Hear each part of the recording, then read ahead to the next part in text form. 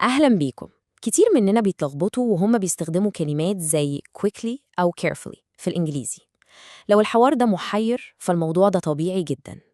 الكلمات دي اللي اسمها الادverbs أو الظروف ساعات بتبقى مش واضحة، بس النهاردة هنبسط الحكاية دي خالص عشان محدش يتلخبط فيها تاني. طيب، إيه هو السر بقى عشان نفهم الadverbs دي؟ الموضوع كله في 3 أسئلة بسيطة جدًا، إزاي، إمتى، وفين. لو جاوبنا على ال3 أسئلة دول، هنلاقي إن الظروف دي بقت سهلة ومفهومة. يلا بينا نشوف إزاي بالضبط. تمام، وقبل ما ندخل بقى في الأنواع والتفاصيل الكتير، خلينا نرجع خطوة لورا ونبدأ من الأساس. يعني إيه أصلاً ظرف أو adverb؟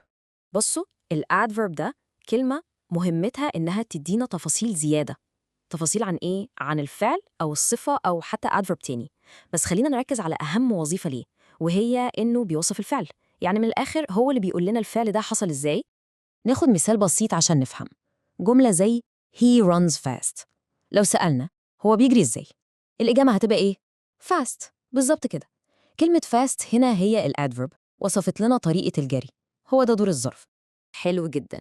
بما إننا فهمنا الفكرة الأساسية، تعالوا بقى نقسم الadverbs دي لأنواع، وهنلاقي إن كل نوع منهم معمول مخصوص عشان يجاوب على سؤال من ال3 اللي بدأنا بيهم.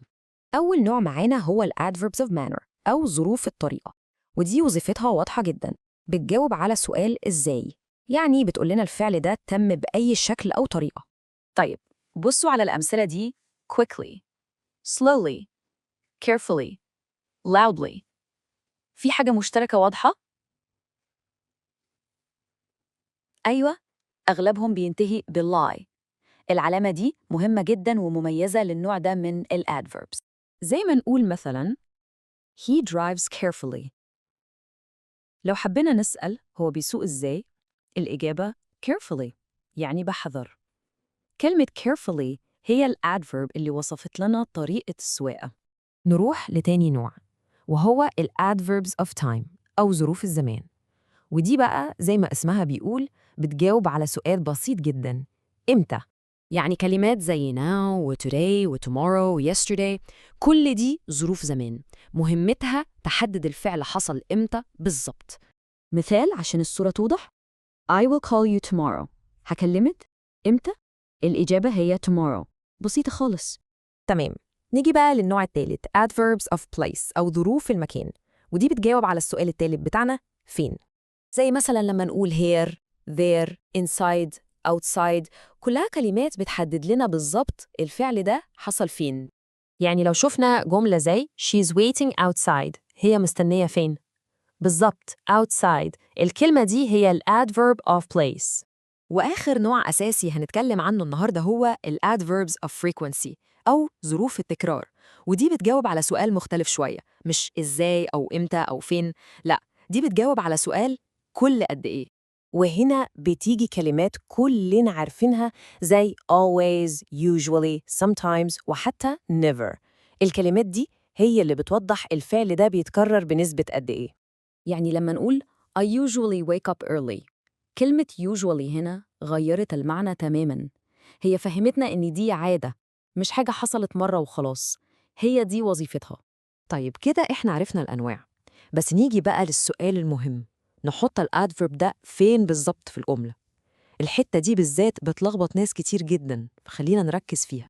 بصوا، في 3 قواعد أساسية لازم نعرفها. أولاً، ظروف الطريقة اللي هي زي fluently أو carefully، دي غالباً مكانها في آخر الجملة. تانياً، ودي مهمة قوي، ظروف التكرار بتيجي قبل الفعل الأساسي، بس في استثناء. لو في verb to be زي is أو are بتيجي بعده، يعني الصح نقول she is often late مش العكس. تالتاً وأخيراً، لو عندنا ظرف مكان وظرف زمان في نفس الجملة، الأفضل دايماً إننا نقول المكان الأول وبعدين الزمان. في نقطة تانية بتعمل لخبطة دايماً، وهي الفرق بين الصفة adjective والظرف adverb. إمتى نستخدم دي وإمتى نستخدم دي؟ تعالوا نوضحها. الحكاية أبسط مما نتخيل. الصفة أو الadjective بتوصف اسم، زي لما نقول he is slow. كلمة slow هنا بتوصفه هو كشخص. لكن الظرف الadverb بيوصف فعل، زي he walks slowly. هنا slowly بتوصف طريقة المشي مش الشخص نفسه. شايفين الفرق؟ ودي بقى غلطة بنسمعها كتير جدا، جملة زي she sings beautiful. هل ده كده صح؟ لا طبعا، الصح هو she sings beautifully. ليه؟ لأننا هنا بنوصف الفعل اللي هو الغناء، مش بنوصفها هي كشخص. وطالما بنوصف فعل يبقى لازم نستخدم adverb. بس لحظة، مش معنى كده إن كل الادفيربز لازم تنتهي ب ly.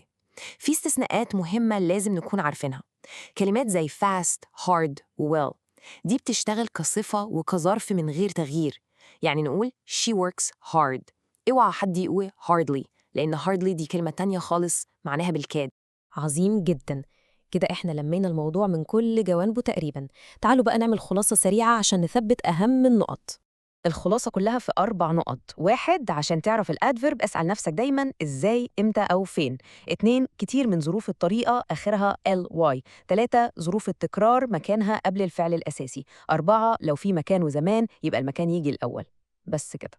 ودلوقتي جه دور التطبيق. فأول جملة بالإنجليش هتقولوها أو تكتبوها بعد الشرح ده، فكروا إيه الادفيرب اللي ممكن تستخدموه عشان تخلوا المعنى أقوى وأوضح، لأن الهدف في النهاية مش إننا نحفظ قواعد، الهدف إننا نستخدمها صح.